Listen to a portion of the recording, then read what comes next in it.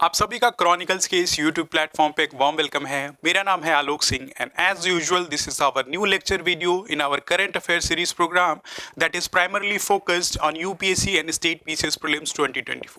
ये current affair program हमारा UPSC और स्टेट पीसीएस प्रीलिम्स 2024 को ध्यान में रख के डिजाइन किया गया है, जिसमें हम important academic disciplines like geography, history, science and tech, environment, art and culture along with the Indian economy से रिलेटेड जो भी इंपॉर्टेंट करंट अफेयर्स डेवलपमेंट हुई है हम इस करंट अफेयर प्रोग्राम में डिस्कस कर रहे हैं। इस प्रोग्राम की जो थॉरो डिजाइनिंग की गई है, इसके कंटेंट की quality along with the quantity ऐसे डिजाइन की गई है कि हम इसे एग्जाम में इजीली अप्लाई कर सके, साइमल्टेनियसली इसको जो हम इजीली कॉम्प्रिहेंड कर सके ताकि हमारी preparation quite strengthen and boost up हो सके। तो ये देखते हैं कि हमारे जो न्यूज़ रिलेटेड आर्टिकल हमारे सिलेबस से कैसे रिलेटेड है, एग्जाम में इनको हम कहाँ अप्लाई कर सकते हैं। हर एक आर्टिकल में हम उनकी एप्लीकेशन को डिस्कस करते हैं ताकि आप इजीली अंडरस्टैंड कर सके। तो जो पहला आर्टिकल हम डिस्कस करने जा रहे हैं ये more specific Indian polity, Indian constitution से रिलेटेड है। साइमल्टेनियसली इसका सर्टेन पार्ट जो है इंडियन इकोनॉमी से भी रिलेटेड है। एज यू नो कि जीएस का जो पेपर 2 है इंडियन पॉलिटी जो मेंशन किया गया है उसमें स्टैट्यूटरी इंस्टीट्यूशन का एक सब टॉपिक हमारे सिलेबस में मेंशन है, जिसमें हम इंपॉर्टेंट स्टैट्यूटरी बॉडीज को डील करते हैं। तो इस न्यूज़ रिलेटेड आर्टिकल से हम देखेंगे कौन सी स्टैट्यूटरी बॉडी है जो हमारे एग्जाम के लिए इंपॉर्टेंट और रेलेवेंट है, उसका एस्टैब्लिशमेंट कब किया गया था और उसका कोर फंक्शन एरिया क्या है। बियॉन्ड दैट इंडियन इकोनॉमी जो प्रीलिम्स का जो पार्ट है उसमें इंडियन इकोनॉमी में कुछ इंपॉर्टेंट इकोनॉमिक टर्म्स यूज़ किए जाते हैं जो हमारे एग्जाम करंट अफेयर्स में जो आज के टाइम पे रेलेवेंट या प्रेवलेंट रहे हैं, तो उससे रिलेटेड क्वेश्चन जो पुटअप किए जाते हैं। तो इसमें हम देखेंगे कि कौन कौन से इकोनॉमिक टर्म्स हैं। बियॉन्ड दैट इस न्यूज़ रिलेटेड आर्टिकल का इम्पैक्ट ओवरऑल इंडियन इकोनॉमी में क्या है, इंडियन इकोनॉमी को कैसे इम्पैक्ट करता है, ये हम इस न्यूज़ रिलेटेड आइटम में देखेंगे। तो ये न्यूज़ में इसलिए रहा है कि पार्लियामेंट मोर स्पेसिफिक लोकसभा की एक स्टैंडिंग कमिटी ऑन फाइनेंस है जिसने कुछ सजेशन दिए हैं, और सजेशन किस फील्ड में दिए हैं, इंश्योरेंस सेक्टर में दिए हैं। इंश्योरेंस सेक्टर में रिफॉर्म लाने के लिए एक standing committee on finance of the Lok Sabha ने कुछ रिकमेंडेशन दी हैं, जिसमें उसने सजेस्ट किया है कि जो इंश्योरेंस कंपनी है जिनको इंश्योरेंस बोलते हैं उनको जो है कंपोजिट लाइसेंस दिया जाए। साइमल्टेनियसली जो इंश्योरेंस पॉलिसी जो भी इंडिविजुअल्स खरीद रहे हैं उन पे जो जीएसटी रेट अप्लाई होता है उसमें कुछ रिडक्शन किया जाए, और टर्म पॉलिसीज़ में भी साइमल्टेनियसली जो जीएसटी का इम्पोजिशन है या जीएसटी रेट जो अप्लाई होते हैं उनको रिड्यूस किया जाए ताकि इंश्योरेंस सेक्टर और बूस्टअप और बूम अप हो सके। इंश्योरेंस एज यू नो कि एक सिक्योरिटी है। एक इंडिविजुअल जब किसी चीज़ के अगेंस्ट में अपने आप को इनसिक्योर फील करता है, जैसे matter related to our health, matter related to our life, कुछ प्रॉपर्टी हम खरीदते हैं, अगर हमें ये इनसिक्योरिटी है कि ये डैमेज हो जाएगा तो इसका प्रोटेक्शन कैसे हो।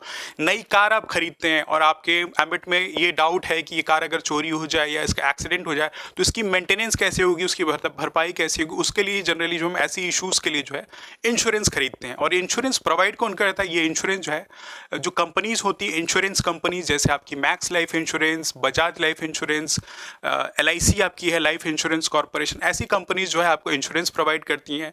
और इस इंश्योरेंस के बदले आप एनुअली, मंथली या क्वार्टरली जो है certain sum of money as premium इन कंपनीज को देते हैं। तो जो प्रीमियम टर्म होता है वो आप अपनी पॉलिसी के लिए जो है सर्टेन सम ऑफ मनी जो है इन इंश्योरेंस कंपनी को देते हैं, और उस प्रीमियम पे जो है गवर्नमेंट जो है जीएसटी इंपोज करती है। तो ये न्यूज़ रिलेटेड आर्टिकल उसी से है। इंश्योरेंस सेक्टर एक ऐसा फील्ड है इंडियन इकोनॉमी का जो अब तक अनटैप्ड मार्केट रहा है, यानी कि सिर्फ 4% of the Indian citizens, Indian individual ही जो इंश्योरेंस सेक्टर को अवेल करते हैं। और इसमें जो सबसे प्रोमिनेंट है वो लाइफ इंश्योरेंस से रिलेटेड जो इंश्योरेंस है हमारे इंडिविजुअल्स ने खरीदा है। तो अब तक 96% ऑफ द इंडियन इंडिविजुअल्स को कोई भी इंश्योरेंस का बेनिफिट नहीं है। तो ये एक अनटैप्ड मार्केट है इंडियन इकोनॉमी का, जिसको टैप इन करने की ज़रूरत है ताकि मोर फाइनेंशियल इंक्लूजन आए, मोर फाइनेंशियल मार्केट डीपेन हो। तो एक इंश्योरेंस सेक्टर इंडियन इकोनॉमी के लिए क्वाइट इंपॉर्टेंट और रेलेवेंट हो जाता है। और इसी बिहाफ पे जो है इस हमारी लोकसभा की जो फाइनेंस कमेटी है उसने कुछ रिकमेंडेशन दिए हैं। अब एज यू नो कि आप एक इंडिविजुअल हैं, आपको इंश्योरेंस लेना है तो आप किसी कंपनी से लेंगे, राइट, जिसको इंश्योरेंस बोलते हैं। कोई कंपनी हुई जैसे ऐसे डिस्कस की बजाज लाइफ इंश्योरेंस है या फिर max life insurance, max insurance company ऐसे डिफरेंट इंश्योरेंस आपको प्रोवाइड करती है मैटर रिलेटेड टू लाइफ से रिलेटेड अगर डेथ हो जाए किसी की इंडिविजुअल की, हेल्थ से रिलेटेड इंश्योरेंस देती हैं। कोई प्रॉपर्टी आपने बनाई है उसमें अगर फायर लग जाए तो उससे प्रोटेक्शन के लिए कुछ इंश्योरेंस प्रोवाइड देते हैं। तो ये इंश्योरेंस कंपनी डिफरेंट फील्ड में जो इंश्योरेंस प्रोवाइड करती हैं।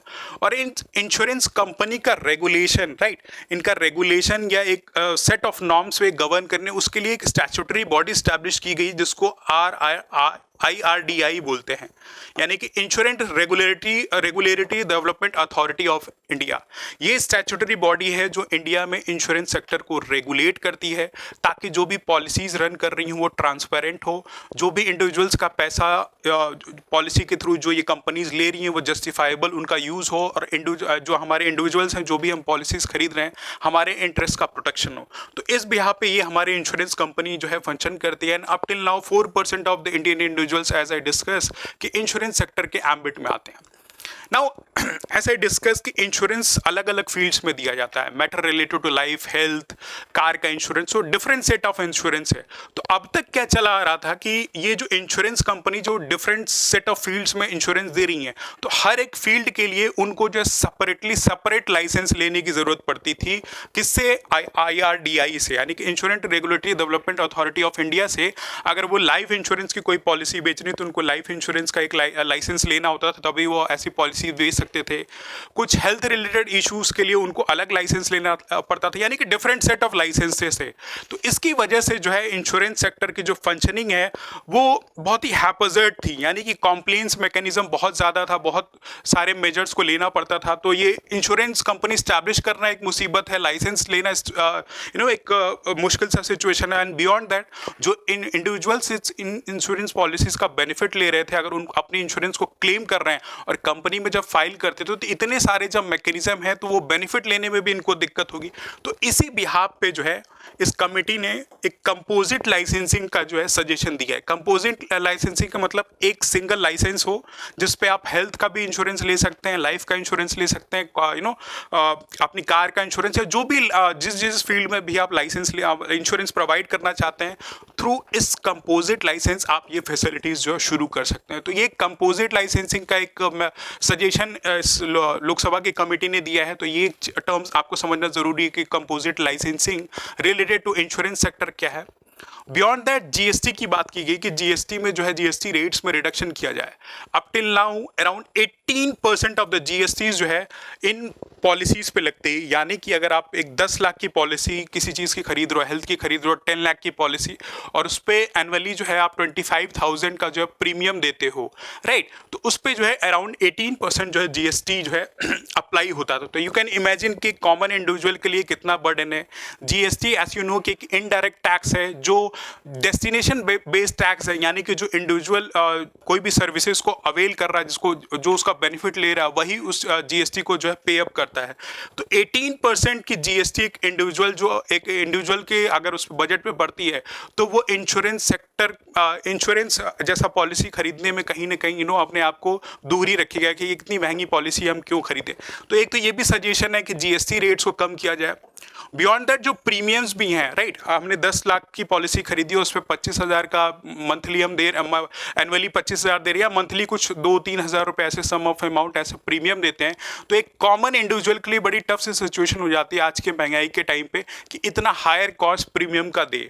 तो एक ये भी सजेशन दिया गया है कि जो प्रीमियम है, प्रीमियम का अमाउंट है उसको लोअर किया जाए।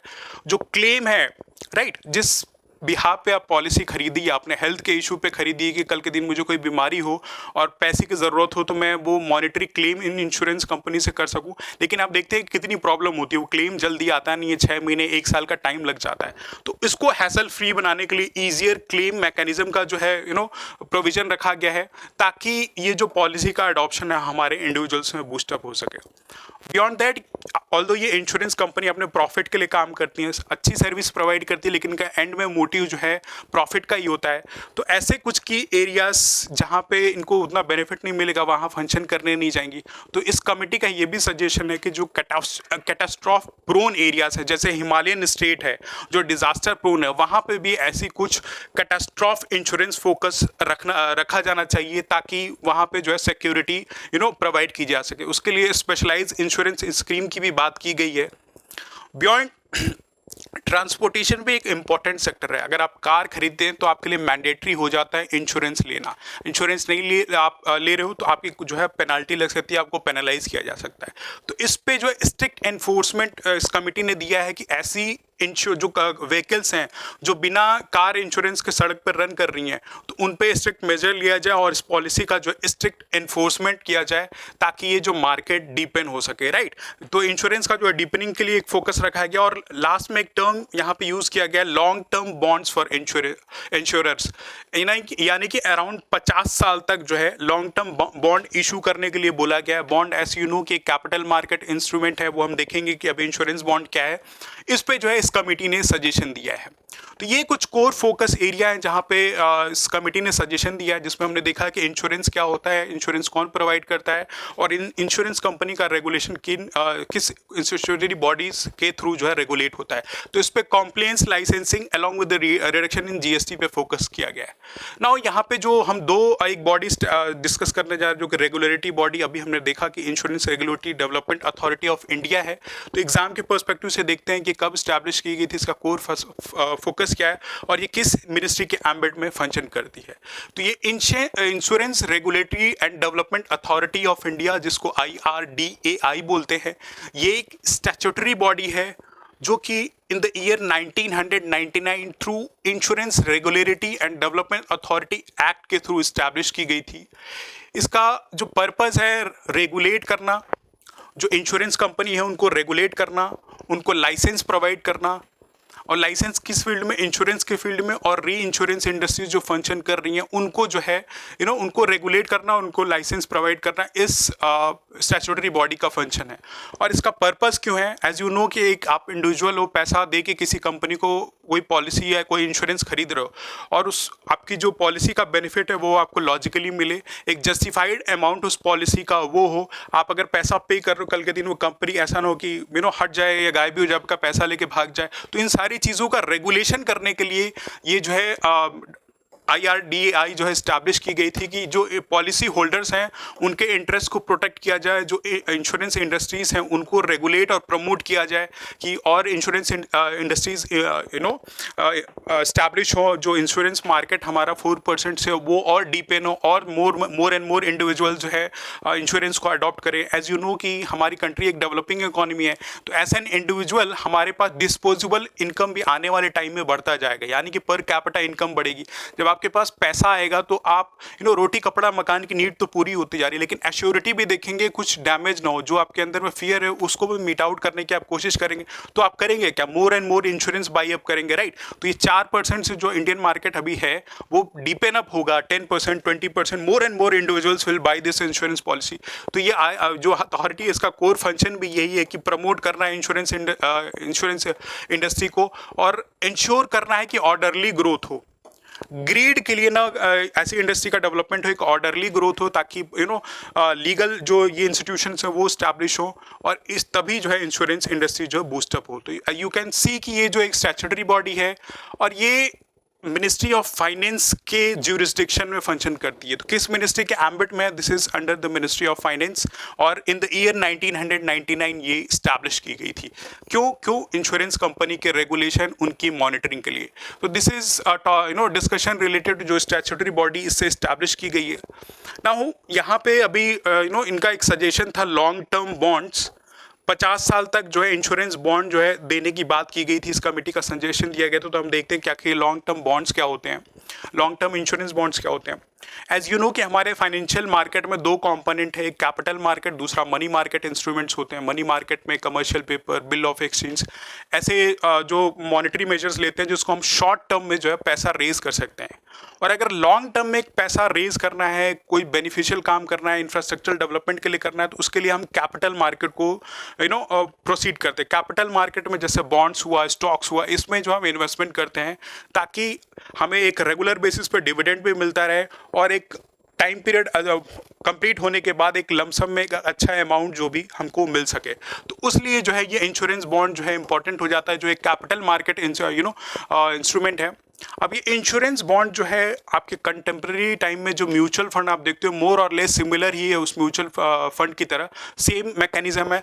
और ये इसका पर्पस क्या है ये इन्वेस्टर्स को लॉन्ग टर्म के लिए सेविंग के लिए बेनिफिट करता है। आपके पास कुछ पैसा है और आप कुछ पॉलिसी या ये बॉन्ड जो है खरीद लीजिए, लाइफ टर्म या टर्म पॉलिसी बॉन्ड कोई खरीद लीजिए एक कंपनी से, ठीक है, एक लमसम अमाउंट पे या तो परचेज कीजिए या रिकरिंग नेचर में आप ग्रेजुअली कुछ पेमेंट करते जाइए, तो उसके बिहाफ पे आपको जो है सर्टेन सम ऑफ मनी जो है regularly in the form of dividends मिलता रहेगा, साथ ही साथ बोनस पेमेंट मिलता रहेगा, और ये एक लॉन्ग टर्म इन्वेस्टमेंट है, राइट, जैसे म्यूचुअल फंड में।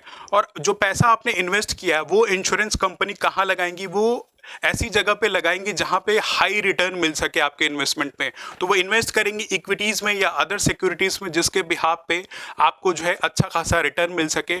और इसी चीज़ को बूस्टअप करने के लिए, मोर रेमुनरेटिव बनाने के लिए, जो हमारी पार्लियामेंट की स्टैंडिंग कमेटी है उसने ये सजेशन दिया है कि more and more long term insurance bonds को जो है मेरा मार्केट में ले आया जाए। अब तक 10 साल, 12 साल, 15 साल ऐसे तक बॉन्ड जो है मार्केट में अवेलेबल है। तो एक प्रोविजन रखा गया है कि जो 50 साल तक ये बॉन्ड्स को जो है इनका टेन्योर तक रखा जाए। अब ये कंपनी साहब से पैसा लेंगी तो उसको कहीं इंफ्रास्ट्रक्चर पर लगाएंगे, तो इंफ्रास्ट्रक्चर डेवलपमेंट पे भी मतलब ये लगाया जा सकता है, और भी ऐसे डेवलपमेंट एक्टिविटीज़ में पैसा लगाया जा सकता है। तो क्योंकि लॉन्ग टर्म नेचर है इसका, तो आप तुरंत पैसा मांगोगे नहीं, एक सर्टेन टाइम बाद मांगोगे, तो वो पैसा एक प्रोडक्टिव एक्टिविटी में लगाया जाएगा। इसीलिए जो फाइनेंशियल मार्केट का जो इंस्ट्रूमेंट है ये इंश्योरेंस बॉन्ड, ये क्वाइट इंपॉर्टेंट और रेलिवेंट हो जाता है। तो this is all for this first news, जो हमने देखा कि आखिर ये इंश्योरेंस सेक्टर कितना टैप्ड इन इंडिया में, इस इंश्योरेंस सेक्टर को रेगुलेट कौन करता है, और क्या क्या सजेशंस इस इंश्योरेंस सेक्टर के लिए जो है पार्लियामेंट की जो finance standing committee on finance उसने रिकमेंड किया है। IRDI किस मिनिस्ट्री के एम्बिट में काम करती है, कब स्टैब्लिश की गई थी, एंड बियॉन्ड जो इकोनॉमिक टर्म हमारा रिलेटेड है, रिलेटेड टू इंश्योरेंस बॉन्ड, वो कैसे इंपॉर्टेंट और रेलिवेंट है, उससे रिलेटेड कुछ हमारे यूपीएससी प्रीलिम्स में एग्जामिनेशन में जो है कुछ क्वेश्चंस पुट अप किए जा सकते हैं। Now the next article that we are going to deal is specifically related to international relations. International relations में एक सब टॉपिक हमारे सिलेबस में मेंशन है, that is India and its bilateral relations. Bharat और उसके द्विपक्षीय संबंध के बारे में एक सिलेबस में मेंशन किया गया, उसी से रिलेटेड ये न्यूज़ डेवलपमेंट है। और ये न्यूज़ में इसलिए रहा है कि ईरान ने ऑफ अ रिसेंट हमारे इंडिया के जो सिटीजन्स हैं उनको जो 15 डे वीज़ा फ्री पॉलिसी शुरू की है। यानी कि अगर आप ईरान विजिट करना चाहते हैं 15 दिनों के लिए, तो आप बिना वीज़ा के जो है ईरान में जो है जा सकते हैं, सिर्फ आपको जो है इंडियन पासपोर्ट की ज़रूरत पड़ेगी। तो इस बिहाफ पे ये न्यूज़ हमारे लिए इंपॉर्टेंट और रेलिवेंट हो जाता है। नाउ इस न्यूज़ को जो हम थोड़ा एक्स्ट्रापोलेट करेंगे और देखेंगे कि और बाकी कौन कौन सी वर्ल्ड में कंट्रीज़ हो जो इंडिया को ऐसे वीज़ा फ्री पॉलिसीज़ दे रही हैं आज के टाइम पे। बियॉन्ड दैट ईरान हमारे लिए कैसे इंपॉर्टेंट और रेलेवेंट है, थोड़ा सा एक ब्रीफ समरी हम इंडिया और ईरान रिलेशनशिप का देखेंगे, और इस टॉपिक को एक्स्ट्रापोलेट करके हम थोड़ी अपनी मैपिंग का भी perspective quite strengthen and boost up करेंगे कि कुछ इंपॉर्टेंट वाटर बॉडीज, ईरान का लोकेशन, ये सारी चीज़ें हम अपने इस डिस्कशन में देखेंगे। तो एज डिस्कस कि ईरान अगर आप विजिट करना चाहते हैं एज एन इंडियन सिटीजन, तो आप 15 दिन के लिए बिना वीज़ा के जो है ईरान में जा सकते हैं। ये पॉलिसी ऑफर रिसेंट जो है ईरान ने शुरू की है, और इस पर कंडीशन है कि एट मैक्स 6 महीने में एक बार अगर आप जा रहे हैं तो ये चीज़ अप्लाई होती है। ऐसा नहीं कि कंटिन्यूस हर 6 महीने में आप हर एक महीने में जा रहे हैं और आपको जो वीज़ा मिले। तो एट मैक्स 6 मंथ में अगर 15 दिन के लिए आप विजिट कर रहे हैं तो बिना वीज़ा के जो है आप ईरान में जा सकते हैं। नाउ ये मेजर इंडिया और ईरान के रिलेशन को स्ट्रेंथन करता है, more people to people connectivity की तरफ इशारा करता है, ट्रेड रिलेशंस हमारे और ईरान के बीच में बेटर हों उस पर जो है सिग्निफाई करता है। बियॉन्ड ईरान कुछ और कंट्रीज़ हैं जैसे मलेशिया, थाईलैंड, श्रीलंका, इन्होंने भी जो है इंडिया के लिए कुछ visa free policies of region शुरू की थी, जिसमें मलेशिया ने around 30 day free visa entry for Indian and along with Indian Chinese visitors को 30 दिन के लिए जो है फ्री वीज़ा एंट्री दे दी है। थाईलैंड ने भी अराउंड 6 मंथ का बिना वीज़ा के आप थाईलैंड विजिट कर सकते हैं, और ये इफेक्टिव है 10 मई, यानी कि इस 10 मई 2024 से ये जो थाईलैंड का प्रोविजन है वो अप्लाई हो जाएगा कि थाईलैंड आप बिना वीज़ा के अगर इंडियन सिटीजन हैं तो 6 महीने के लिए जो है विजिट कर सकते हैं। श्रीलंका ने भी सिमिलर मेजर लिया था वीज़ा फ्री का, जिसमें इंडिया, चाइना और रशिया को जो है फ्री वीज़ा दिया था। श्रीलंका एज यू नो कि पिछले कुछ 2-3 सालों से इकोनॉमिक टर्मोइल से सफ़र कर रहा है, उसका टूरिज़्म इंडस्ट्री उसके इकोनॉमी में क्वाइट इंपॉर्टेंट और रेलेवेंट है, इसीलिए उसने वीज़ा फ्री पॉलिसी शुरू की जिससे वहाँ पर टूरिज़्म जो है फैसिलिटी अवेलेबल हो सके। और इसको ल्योर करने के लिए India and China as you know कि वर्ल्ड की among the top 2 leading populous countries है, यहाँ की पॉपुलेशन ज़्यादा है, तो टूरिज़्म सेक्टर को अपने टूरिज्म सेक्टर को और स्ट्रेंथन करने के लिए वीज़ा फ्री पॉलिसी जो है शुरू की है। Beyond this Malaysia, Thailand, Sri Lanka and Iran कुछ और कंट्रीज़ हैं जो अब तक इंडिया को वीज़ा फ्री पॉलिसी के थ्रू उनके साथ वीज़ा फ्री पॉलिसी रहा, जैसे अल्बानिया, हाइती, जमैका, कजाकिस्तान, मकाऊ है चाइना का जो रीजन है वहाँ पे, मॉन्स्टेरास, ट्यूनीशिया एंड वैनुआतू, यहाँ पे जो है आप बिना वीज़ा के जो अगर आप इंडियन सिटीजन हैं तो विजिट कर सकते हैं। तो this is a brief development related to India and Iran bilateral relation, जिसमें वीज़ा फ्री पॉलिसी दी गई है। नाउ इस टॉपिक को थोड़ा एक्स्ट्रापोलेट करते हैं और देखते हैं इंडिया और ईरान के रिलेशन कैसे रहे हैं, ईरान का मैप पे कहाँ लोकेशन है और क्या इंपॉर्टेंट वाटर बॉडीज़ ईरान के विसिनिटी पे लोकेटेड है। कैस्पियन सी पे हम देखेंगे कौन कौन सी कंट्रीज़ कैस्पियन सी पे बॉर्डर करती हैं। ये प्रीलिम्स में जनरली क्वेश्चन मैप बेस्ड पूछा जाता है कि so and so water body पे कौन कौन सी जो कंट्रीज़ हैं वो बॉर्डर शेयर करती है। तो इस पर हम देखते हैं ईरान और इंडिया के जो रिलेशन है वो क्वाइट हिस्टोरिकल रहे हैं। प्रियर टू 1947 जब पाकिस्तान नहीं बना था तो इंडिया और ईरान जो एक दूसरे से बॉर्डर शेयर करते थे। ईरान एज यू नो कि इस्लाम आज के टाइम पे एक इस्लामिक कंट्री है जहाँ पे मेजॉरली जो है शिया कम्युनिटीज़ रहती है, और ऑल बिकॉज कि यहाँ पे एक सिया कम्युनिटी रहती है, मेजरली जो यहाँ की पॉपुलेशन है वो सिया कम्युनिटी है। और ईरान और सऊदी अरेबिया का जो रिलेशन है इसी रिलीजियस बिलीफ के बिहाफ पे क्वाइट डिस्कॉर्ड रहते हैं, क्योंकि सऊदी अरेबिया में मेजरली सुन्नी मुस्लिम्स हो, तो इस सिया सुन्नी मुस्लिम्स का जो कन्फ्लिक्ट है रिलीजियस इन ओरिजिन है, पर इसके बिहाफ पे जो पूरी मिडिल ईस्ट की ऑयल डिप्लोमेसी है इस कन्फ्लिक्ट पे बेस्ड है, यानी कि सऊदी अरेबिया और ईरान के कन्फ्लिक्ट पे बेस्ड है। And further as you know कि सऊदी अरेबिया जो है यूएसए का जो स्ट्रैटेजिक पार्टनर है, यूएसए जो है सऊदी अरेबिया के डिफेंस और सिक्योरिटी नीड्स को ध्यान में रखता है, तो उस बिहाफ पे यूएसए और ईरान के रिलेशन क्वाइट स्ट्रेन्ड रिलेशनशिप हैं। ऑल बिकॉज कि यूएसए का ये कहना है कि ईरान जो है अपने यहाँ न्यूक्लियर डेवलपमेंट कर रहा है, राइट, एक न्यूक्लियर डेवलपमेंट कर रहा है, तो ऑन बिहाफ ऑफ सिक्योरिटी का इशू और ऐसी न्यूक्लियर डेवलपमेंट्स ना हो, इसके बिहाफ पे यूएसए जो है ईरान पे सैंक्शंस डालता है, यानी कि जो भी कंट्रीज ईरान के साथ बिजनेस कर रही हैं, ट्रेड कर रही है, उनके लिए बहुत मुश्किल हो जाता है, क्योंकि मैक्सिमम ट्रेड हम डॉलर के थ्रू करते हैं। तो यूएसए के इस सैंक्शन की वजह से ईरान के साथ ट्रेड करना बहुत ही मुश्किल हो जाता है। और अरेली जो है ईरान एनर्जी सप्लाई से रिच रीजन है, यहाँ पे पेट्रोलियम क्रूड ऑयल के रिजर्व्स पाए जाते हैं। ईरान एक टाइम पे इंडिया का लार्जेस्ट सप्लाई था क्रूड ऑयल के लिए, तो हमारे ट्रेड रिलेशन इनके साथ क्वाइट हिस्टोरिकली अच्छे रहे हैं। लेकिन यूएस के सैंक्शन की वजह से इनसे जो है हमारा जो इम्पोर्ट क्रूड ऑयल का वो रिड्यूस हो गया। तो अर्लियर जो हम 1947 से ऐसे बॉर्डर शेयर करते थे, लेकिन अभी जो हमने बताया कि यूएसए की सैंक्शन की वजह से जो हमारे ट्रेड रिलेशंस ईरान के साथ हैम्पर हुए हैं। बियॉन्ड दैट ईरान एक इम्पॉर्टेंट स्ट्रैटेजिक लोकेशन है, एक इम्पॉर्टेंट स्ट्रैटेजिक लोकेशन पे, मोर स्पेसिफिक इंडिया के लिए इसके इस बिहाफ पे इसका जो है रेलेवेंस जो क्वाइट ज़्यादा हो जाता है। एज यू नो कि अरेबियन सी के बॉर्डरिंग जो यहाँ पर्शियन गल्फ पे ईरान बेस्ड है। बियॉन्ड दैट ईरान जो है हाउती रेबल्स को जो असिस्ट करता रहा है against crusade against war, Saudi Arabia के अगेंस्ट में जो है यमन में उसके जो ऑपरेटिव्स वो काम करते हैं। बियॉन्ड अभी इसराइल में जो हमास का अटैक हुआ था, तो हिजबुल्लाह, ये सारे जो टेररिस्ट ग्रुप हैं वो ईरान के थ्रू असिस्ट किए जा सकते हैं। सिक्योरिटी, मैरीटाइम सिक्योरिटी की बात की जाए तो अभी आप रिसेंट न्यूज़ में रहा है, रेड सी काफ़ी न्यूज़ में रहा है, जिसमें आपने देखा कि इंडिया की कई शिप्स पे जो है ड्रोन के थ्रू हाउती रेबल्स के थ्रू अटैक किया गया। पायरेसी का इशू जो बहुत प्रेवलेंट एंड कॉमन रहा है। तो अगर इंडिया का रिलेशन ईरान के साथ स्ट्रेंथन रहता है तो इन चीज़ों पे एक कॉमन कंसेंसस बिल्ड किया जा सकता है कि हमारे मैरीटाइम सिक्योरिटी, हमारे जो मैरीटाइम ट्रेड है उसको सिक्योरिटी प्रोवाइड की जाए, और ईरान अपने जो रिबल्स हैं, हाउती या हमास जो भी रिबल्स हैं, वो अगेंस्ट इंडियन शिप ऑपरेट ना करें। तो इस बिहाफ पे ईरान हमारे लिए क्वाइट इंपॉर्टेंट और रेलिवेंट हो जाता है। बियॉन्ड एस आई डिस्कस कि इंडिया के लिए अफ़गानिस्तान एक रेलेवेंट स्ट्रैटेजिक लोकेशन है, और अपनी जो हम डेवलपमेंट नीड्स अफ़गानिस्तान को प्रोवाइड करते हैं वो वाया लैंड हम पाकिस्तान के थ्रू ही अफ़गानिस्तान जा सकते हैं।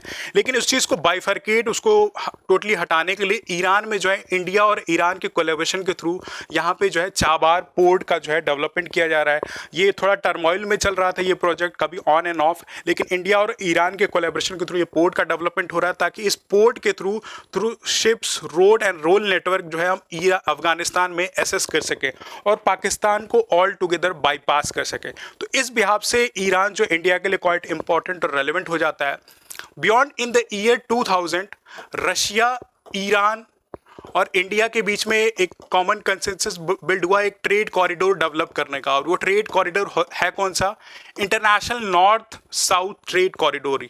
International north south trade corridor ये इंडिया से होते हुए बाया ईरान, यू कैन सी कि ये रशिया तक जाएगा और जो कन्वेंशनल रूट्स हैं उनको फॉलो करता हुआ एक ट्रेड रूट बनाया जाएगा, और जिसकी लेंथ जो है अराउंड 7200 किलोमीटर लॉन्ग रखी गई है।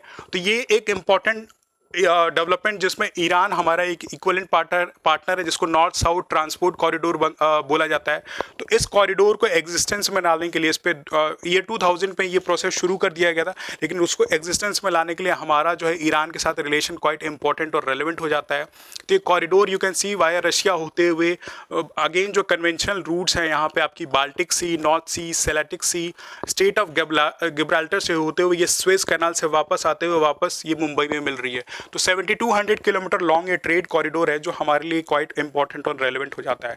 तो एक Chabahar port beyond that international north south transport का कॉरिडोर इसके लिए इंपॉर्टेंट है। एनर्जी सिक्योरिटी के लिए इंपॉर्टेंट है कि हम वहाँ से क्रूड ऑयल इंपोर्ट करा सकते हैं, राइट। हमारा रिलेशन जो ऐसा डिस्कस कि इंडिया का रिलेशन ईरान के साथ क्वाइट हिस्टोरिकल रहा है। एंशियंट टाइम्स में जो ईरान की पॉपुलेशन थी, वहाँ की जो मेजॉरिटी रिलीजन थी वो जोरास्ट्रियन थी। जो आज के मॉडर्न डे पारसीज हैं वो पहले ईरान में रहते थे, राइट। तो आज की तरह वहाँ की इस्लामिक पॉपुलेशन नहीं, वहाँ जोरास्ट्रियन रहते थे। और हिस्टोरिकली बोला जाता है कि हमारे और ईरान के रिलेशन क्वाइट कॉमन रहे हैं। उन जोरास्ट्रियन की एक रिलीजियस बुक थी जिसको बोलते हैं अवेस्ता। इस अवेस्ता बुक में और हमारी जो वैदिक स्क्रिप्चर्स है, वैदिक रिलीजन, इनमें बहुत ही कॉमनैलिटी देखी गई है। ऐसा बोला जाता है कि हमारा रिलीजियस जो ओरिजिन है क्वाइट कॉमन है। अभी तक कुछ एग्जिस्टेंस में नहीं है, लेकिन ये अवेस्ता टर्म जो सिग्निफाई करता है हमारे हिस्टोरिकल रिलेशंस के लिए, बियॉन्ड दैट कल्चर ट्रेडिशन ये और रेशियल पास्ट भी क्वाइट कॉमन रहा है। यहाँ से जो जोरास्ट्रियंस है, जो पारसीज है, परसिक्यूशन के बाद इंडिया में आके रहने लगे। और एज यू नो कि पारसी कम्युनिटी इंडिया के लिए कितनी इंपॉर्टेंट और रेलिवेंट है। तो ये कुछ हिस्टोरिकल रिलेशनशिप हमारे ईरान के साथ रहे हैं। बियॉन्ड अगर ट्रेड की बात की जाए तो अप टिल 2017 ईरान जो है एक लार्जेस्ट ऑयल एक्सपोर्टर था इंडिया के लिए, लेकिन यूएसए की सैंक्शन की वजह से जो ट्रेड जो है सप्रेस हो गया। और अब करेंट 2023 में जो लेटेस्ट डाटा अवेलेबल है हमारे बाइलेटरल ट्रेड का ईरान के साथ, वो वर्थ $660.70 मिलियन है, जिसमें इंडिया अराउंड $455 मिलियन जो है ईरान को एक्सपोर्ट करता है, और ईरान से जो हम अराउंड $205 मिलियन का इंपोर्ट कराते हैं। ये डेवलपमेंट तब हुई है जब क्रूड ऑयल का जो हम इंपोर्ट ईरान से कम कर चुके हैं या रिड्यूस कर चुके हैं, all because of USA sanction. तब ये ट्रेड डाटा अवेलेबल है। नहीं तो अगर हम ईरान से ऑयल इंपोर्ट करा रहे होते तो ये जो डाटा है ये in the favour of Iran ही रहता था, क्योंकि हम ईरान से बहुत अमाउंट का मिलियंस एंड मिलियंस डॉलर का जो है क्रूड ऑयल जो है अराउंड बिलियन डॉलर्स का जो क्रूड ऑयल जो है ईरान से इंपोर्ट कराते थे। तो ये कुछ इंडिया और ईरान बाइलेटरल रिलेशनशिप पे बेस्ड है। बियॉन्ड मैपिंग का एक पर्सपेक्टिव देख लेते हैं कैस्पियन सी से रिलेटेड, कि ईरान जो अपना बॉर्डर इस कैस्पियन सी से शेयर करता है। You can see in this image कि ईरान जो है अपना कैस्पियन सी से अपना लोकेशन शेयर करता है। तो एग्जामिनेशन में जनरली कैसे क्वेश्चन पूछे जा सकते हैं कि कैस्पियन सी के विसिनिटी पे कौन कौन सी कंट्रीज लोकेटेड हैं। प्रीलिम्स में आपसे ऑप्शन बेस्ड क्वेश्चन पूछे जा सकते हैं। तो यहाँ पे एक सीधा एक्रोनिम बना लो, कैस्पियन सी के अराउंड जो कंट्रीज बॉर्डर शेयर करते हैं उनको तारिक कंट्रीज आप बोल दो, जिसमें T stands for Turkmenistan, A for Azerbaijan, R for Russia, I for Iran and K for Kazakhstan. You can see in this image कि ये 5 कंट्रीज हैं जो कैस्पियन सी को बॉर्डर करती हैं। Caspian sea as you know कि एक largest inland lake है, लेकिन इतनी इसकी एरिया ज़्यादा है तो इसीलिए इसको सी बोलते हैं। ये चारों तरफ से जो है अपने लैंड से एनसर्किल्ड है, तो ये इसको लार्जेस्ट इनलैंड सी बोलते हैं इसी बिहाफ पे, या लार्जेस्ट इनलैंड लेक। और इसको 5 कंट्रीज जो है सराउंड करती हैं। जिन 5 कंट्रीज को मैंने नाम बताया उनकी एक्रोनिम है तारिक कंट्रीज। कैस्पियन तारिक ऐसे नेमोनिक्स आप रिटेन कर लो, तो you can easily handle this question, जिसमें तुर्कमेनिस्तान, अजरबैजान, रशिया, ईरान और कजाकिस्तान जो 5 कंट्रीज आपकी जो है कैस्पियन सी को बॉर्डर करती है। तो this is all news related to this India and Iran bilateral relation, जिसमें मैपिंग देखा हमने। इस बाइलेटरल रिलेशनशिप में क्या डेवलपमेंट हुई है, 15 दिन का वीजा फ्री पॉलिसीज दिया गया है। तो you can use this data in your exams and it will simultaneously help in your mains exam as well.